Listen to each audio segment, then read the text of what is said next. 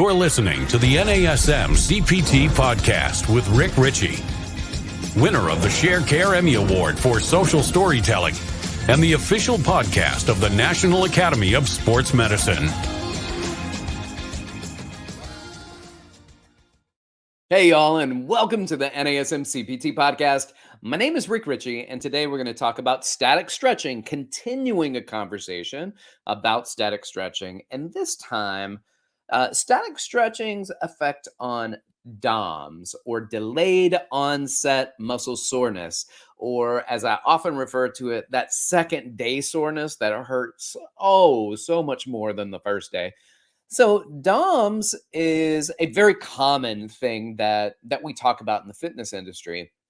In fact, when I said, let's do titling for this, static stretching for DOMS, I could tell in my producer's face, he didn't say it, but I could tell maybe we want to come up with a different name. And I was like, no, they'll know what we're talking about. So, and I know you do. And I know if you don't, you at least have experienced DOMS, delayed onset muscle soreness. And you may have heard, you may have said to others, oh, you're sore from working out. You know what? We should do some stretches. And so now I want to inquire as to whether or not it's actually beneficial, because I feel like I've done some stretching with DOMS and it didn't help at all. And I feel like sometimes I've stretched and it helped just fine. But that's an N of one, and there are incongruencies just within me. So we have to find what some of the data actually says. And so what I initially did is I wanted to pull up something that had like a lot of things. Like, here are a lot of things that we incorporate for delayed onset muscle soreness. So Afonso et al. In 2021 in Frontiers of Physiology did a study, and it was the effectiveness of post-exercise stretching in short-term and delayed recovery of strength, range of motion, delayed onset muscle soreness, a systematic review and meta-analysis of randomized controlled trials. And here's basically the walk away from it. Static stretching is not any better or worse than active recovery, like cycling, running, massage, cold water, immersion. So can it be helpful? Yeah, a little.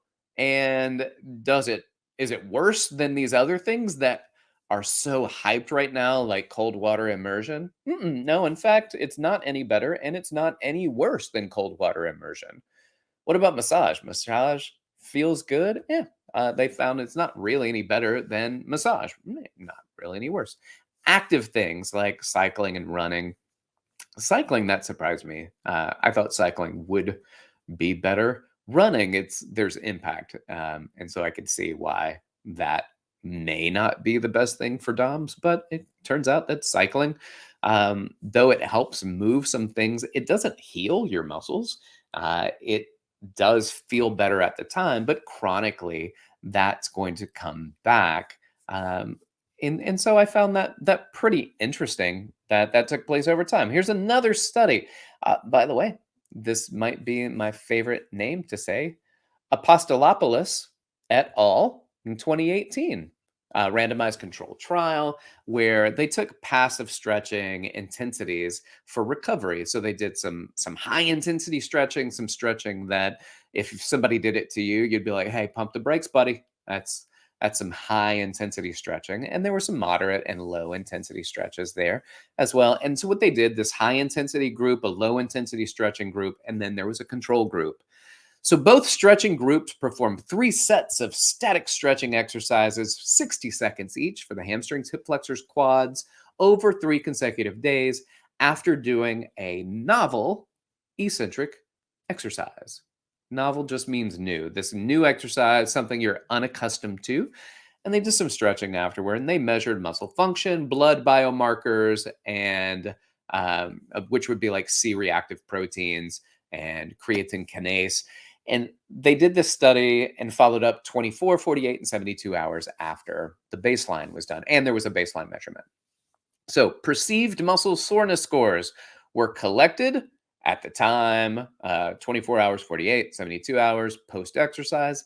And it turns out that low intensity stretching is likely to result in a small to moderate beneficial effect on perceived muscle soreness when it comes to recovery of muscle function and post-accustomed uh, eccentric exercise. Post-accustomed means I'm not accustomed after you've done the exercise. So it's a new exercise.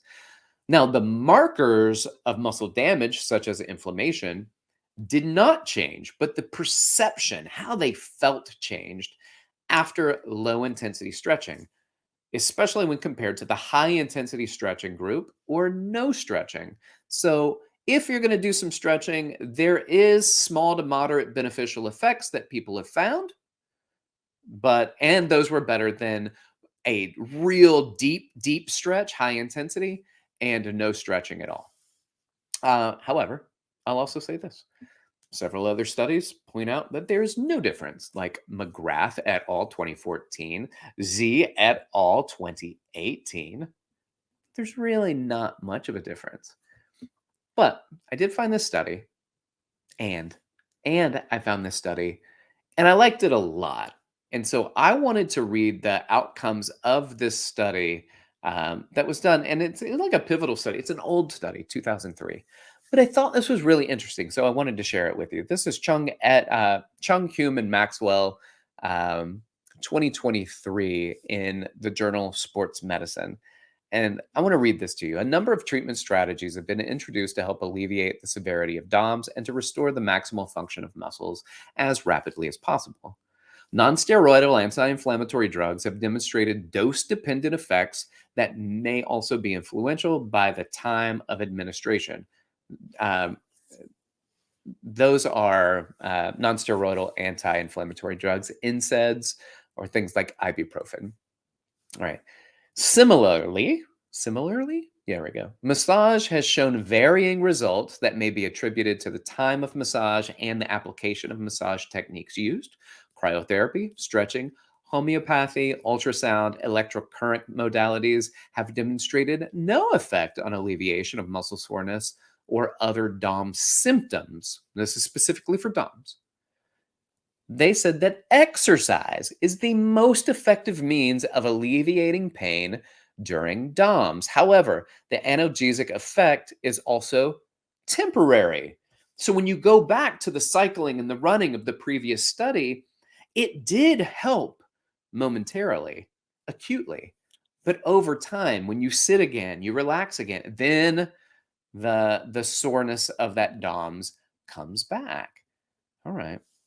But I do like it. I do like it when you can say that exercise is the most effective when it comes to DOMS and alleviating pain. So it says athletes who must train on a daily basis should be encouraged to reduce the intensity and duration of exercise for 1 to 2 days following intense DOMS-inducing exercises.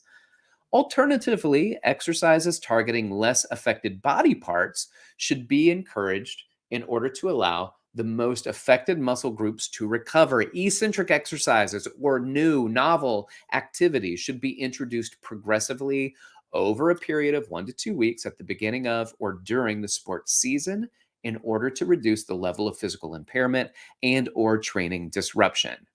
There are still many unanswered questions relating to DOMS and many potential areas for future research. That is true, and 2003 was 20 years ago. So we found that there are some things, and we've talked about them kind of recently on the podcast, so I'm not going to get to it and talk about it a whole lot, but that static stretching doesn't really help a whole lot. What I do love is that exercise does.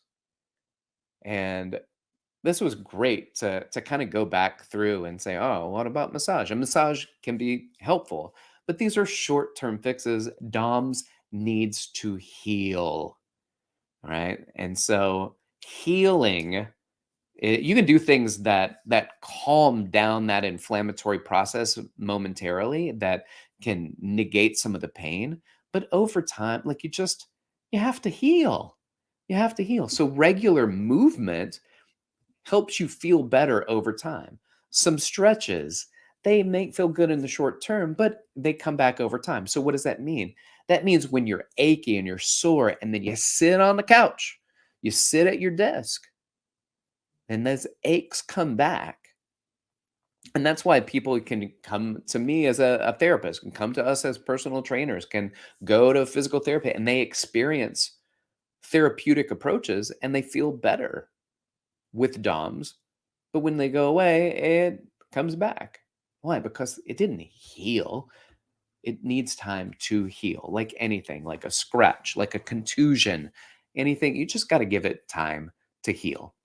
So, with that said, static stretching for DOMS, we don't really see a great increase. We don't see great benefits of static stretching when it comes to that delayed onset muscle soreness. Does it mean not to do it? No.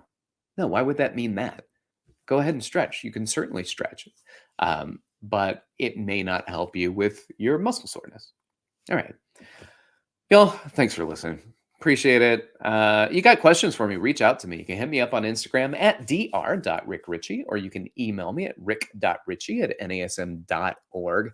Like, subscribe, share, leave some comments. I'd appreciate your feedback. And also like how if you like and subscribe and leave feedback, it kind of helps people find us a little bit better when it comes to the searches. So thank you for those of you who have done that, and for those of y'all that are fixing to.